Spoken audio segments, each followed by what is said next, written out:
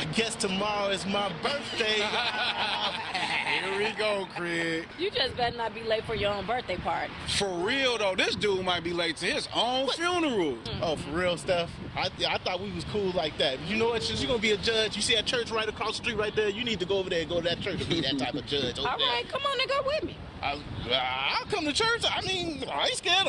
If Corey come with me, I'll go. Man, I'll go to church if Craig go to church, Steph.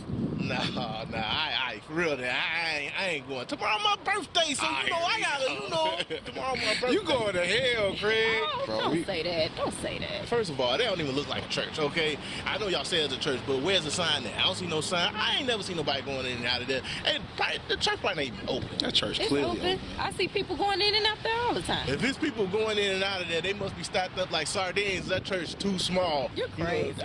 You know what? I forgot something. Let me go get something real quick. Y'all wait up for me. Come on, All right, is the light turned? Okay, cool. It is. Let me go. Don't forget to stop in that church while you're No, at it. bro, just go get what you gotta get. Hurry up. Craig, no!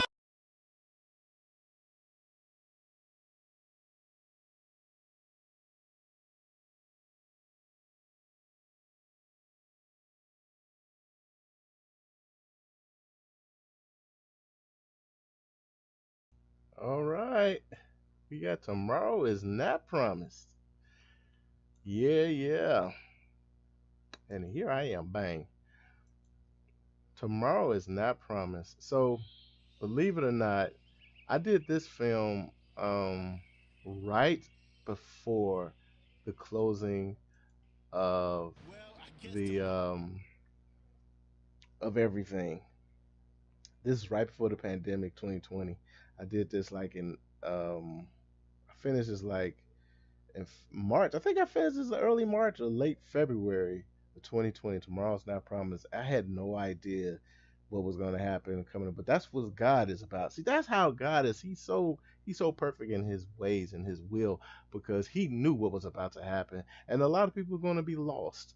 But not just physically lost, but they were going to be lost mentally, psychologically, spiritually, emotionally lost because of this pandemic that was coming up. And it wasn't so much about the pandemic as much as the pandemic wasn't just the coronavirus. That's the thing. The pandemic was the pandemic of lying, the pandemic of deception, the pandemic of bad leaders and bad leadership. I mean, this pandemic was, and also of sickness because of some people, everybody got something. If they didn't get sick, everybody, I think everybody, at least in America, got the coronavirus at some point.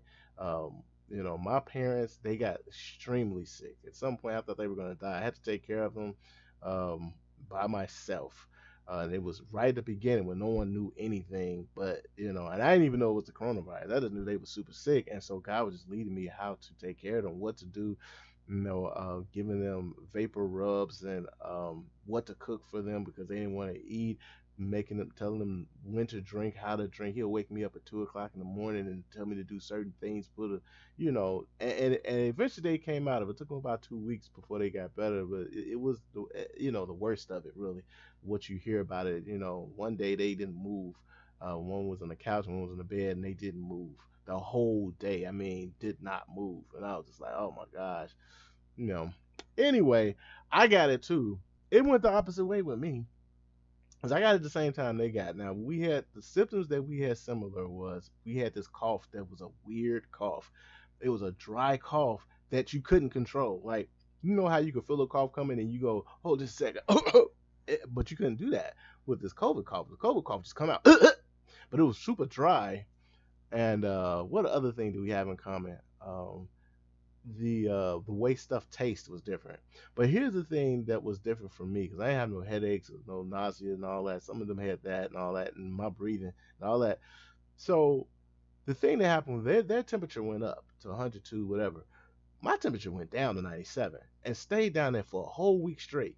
Because I took my temperature every day because I was taking their temperature every day. I mean, several times a day. Maybe 3 times a day I took their temperatures to see how it was going up and down. But anyway, let's give this quick story and I'm get out of the way. Now, with me, God blessed me to be able to take care of them, but it went the opposite way with me. I felt strong. I felt like I was 17 years younger. I'm telling you, I had so much oxygen in me. I felt bionic. I was running. I had a place that I would go to that was closed, and I would drive there when they fall asleep. I drive over there and I would go running around and with nobody there because everybody was closed. It was the first week that everybody closed, and I would run around in that space, but I was like so much energy, like my laps was just ugh, and when I finished, I felt like I could do it all over again. So it was crazy, and my taste buds, everything, the flavor was exploding in my mouth. It wasn't just sweet; it was super sweet. It was super delicious and super everything. If it was bitter, super bitter. Everything my taste bud was, it was just boom, boom, boom. So that was my experience. I didn't hear nobody talk about that on the news, and I think they were shielding it, but whatever. Um, but that was the experience that I had. So the whole thing was just the pandemic was crazy. But tomorrow's not promised of the situation. So this is what's happening in this film. So here's a guy that's talking about his birthday, and he's preparing for his birthday tomorrow, just assuming that he's gonna be here the next day because he don't feel sick, he don't think he's gonna get shot, he don't think he can't see he's getting along well with his friends and all that, but he had no idea he's gonna die. And here's the thing: God allows these type of stories to come to you so that you can change before your life will be taken away or before you get to the point of no return. Because sometimes He will give you over to reprobate mind, or otherwise He'll let you believe the stupidity that you believe, the lie that you believe, and say, okay, I'm gonna let you believe that. That's in Romans 1:2. He'll let you believe that, and just send you a strong delusion so you can stay in there. Like He did with Pharaoh. He said, you know what? I ain't don't even pray for him no more. I'm done with him. I'm just gonna let him just think he's better, the biggest person, better than me, and then he gonna die in his sin. And the same thing he happened with Saul. Saul is just King Saul, the first king of Israel. He's just like, hey, this guy just want to do what he wants to do. Elijah, you've been praying, not Elijah, Samuel, you've been praying for him. He was a priest and a prophet. You just been praying for him. Don't pray for him no more. I'm done with him. I've rejected him. He ain't gonna be king. He gonna die in and that's that. You don't want to be in that place. So when you get warnings like this, the Bible says, um, the day that you hear the voice of the Lord, harden not your heart. So just listen to God and make that change. So now Don't say that. Don't say it's that. amazing that it's mirror. God just gave me the story and told me to do it. But the way I shot this, it looks like it's pandemic. There's no people walking anywhere. He told me when to go outside. He said, go set up the camera. I'm like, yo, I live in the hood, God. I don't want to set this DSLR out here. He said, go set it up. I went out there. I ain't had no problem. He gave me the story. I didn't even write it down. He just gave it to me. So I went and just put a camera on the edge of the street right here, about the bus stop, and I had in my mind, I didn't say anything there. I was gonna record a conversation with three people somewhere else and do it outside, and that's what I did. They sound like they outside because they are outside. They just weren't on that location, but they were outside. It was windy where they were, but it was another place. But so it worked out, and I had to do some cutting, some real editing right there. That's a different time, a different shot. But now you can see, the real editing stuff. Any editor can see the difference here. But it's shocking. My sister cried when she saw this because she thought I was dying. I died or something. It was like too shocking. But the point needs to be made. Tomorrow is not promised. Don't wait until things get really bad before you decide you want to have a relationship with God. Have a relationship with God while things are going well. I know you're like, well, I won't be able to do the simple things that makes me feel good. Well, that's on him.